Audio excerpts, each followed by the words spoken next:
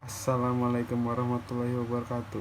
Perkenalkan, nama saya Prastio Wibowo, NPM 176400115, Fakultas Teknik, Program Studi Teknik Sipil, Universitas Islam Muhammad Arsyad Al-Banjari. Di sini saya akan menjelaskan video tentang logika matematika, mata kuliah Matematika Teknik 1, dosen pengajar Adi Surya STMT.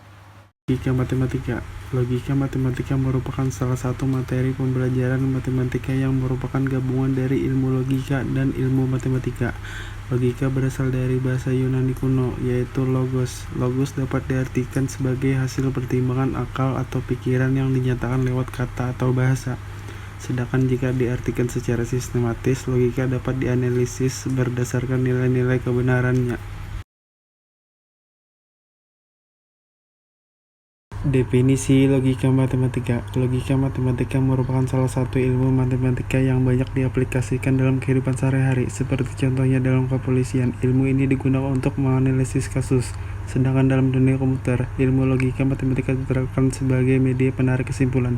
Dalam logika matematika, terdapat beberapa tahap yang dibahas, antara lain pernyataan, negasi, disjungsi, konjungsi, implikasi, biimplikasi, dan dua pernyataan ekuivalen, kalimat berkuantor, serta penarikan kesimpulan.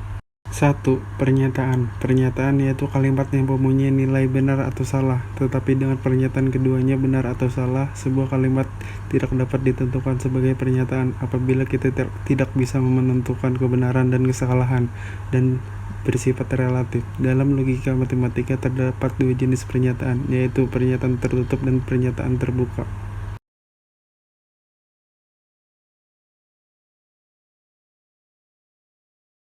Negasi. Negasi atau ingkaran merupakan pernyataan yang isinya mengingkari pernyataan atau berisi kalimat sangkalan. Negasi biasanya dibentuk dengan cara menambahkan kata tidak benar bahwa pada awal kalimatnya atau memberikan simbol pada awal pernyataannya. Contoh, pernyataan 1, bumi itu bulat. Pernyataan 2, tidak benar bahwa bumi itu bulat.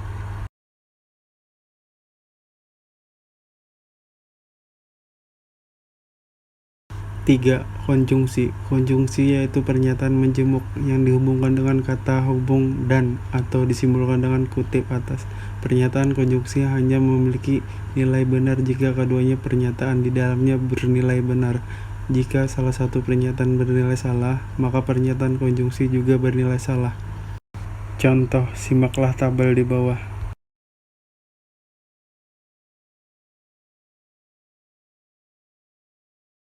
4. Disjungsi. Disjungsi adalah pernyataan menjemuk yang dihubungkan dengan kata atau yang disimbolkan dengan huruf V.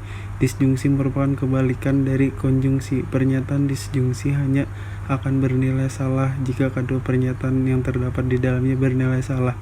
Jika salah satu pernyataan bernilai benar, maka pernyataan disjungsi juga bernilai benar. Contoh, simaklah tabel di bawah. 5. Implikasi. Implikasi yaitu pernyataan menjemuk yang diawali dengan kata jika dan dihubungkan dengan kata hubung, maka yang disimbolkan dengan sama dengan, misal P sama dengan Q, dibaca P maka Q. Contoh, simaklah tabel di bawah.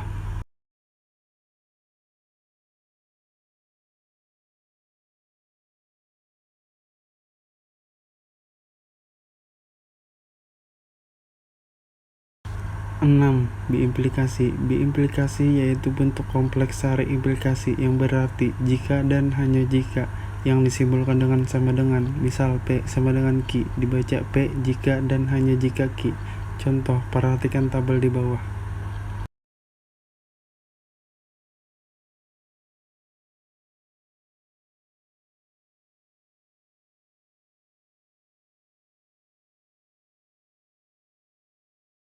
7. Dua pernyataan yang ekuivalen. Pertama, converse.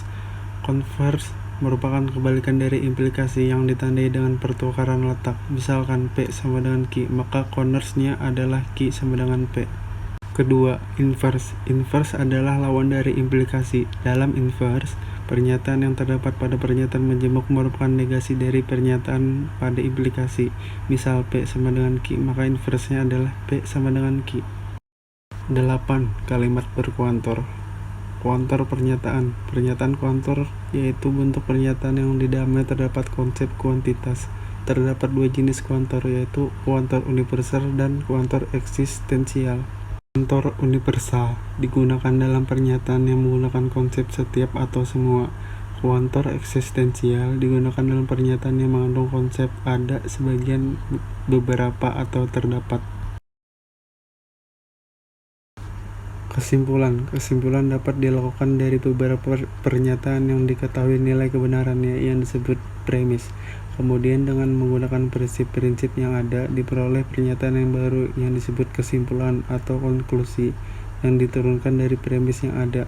Penarikan kesimpulan seperti itu sering disebut dengan argumentasi. Suatu argumentasi dikatakan sah jika premis-premisnya benar, maka konklusinya juga benar. Sekian dari video saya. Salah hilap, mohon maaf. Wassalamualaikum warahmatullahi wabarakatuh.